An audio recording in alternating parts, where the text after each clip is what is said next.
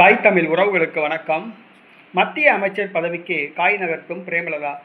மத்திய அமைச்சர் பதவிக்கு காய் நகர்த்தும் பிரேமலதா என்ற தலைப்பில் இந்த காணொளியை நாம் காண்கிறோம். தேமுதிக பொதுச் செயலாளர் பிரேமலதா நடைபெற்று முடிந்த தமிழக சட்டசபை தேர்தலில் விருத்தாச்சலம் தொகுதியில் வெற்றி பெற்றார். அவரை தவிர அவரது மகன் உட்பட அனைத்து 9 வேட்பாளர்களும் தோல்வியடைந்தார்கள். இந்த சூழ்நிலையில் திமுக கூட்டணி வெற்றி பெற்றால், தொங்கு சட்டசபை அமைந்தால் தனக்கு அமைச்சர் பதவி கிடைக்கும் என எதிர்பார்த்தார். ஆனால் திமுக கூட்டணி படுதோல்வி அடைந்தது.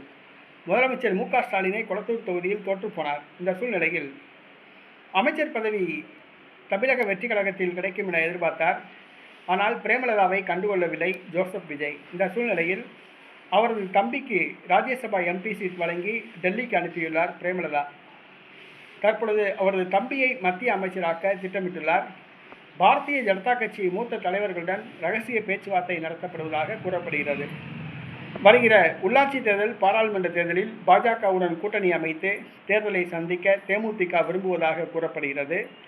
அதற்கு பிரதிபலனாக தனது தம்பி சுதீஷ் அவர்களுக்கு மத்திய அமைச்சர் பதவி வழங்க வேண்டும் என பிரேமலதா கோரிக்கை வைத்துள்ளதாக கூறப்படுகிறது.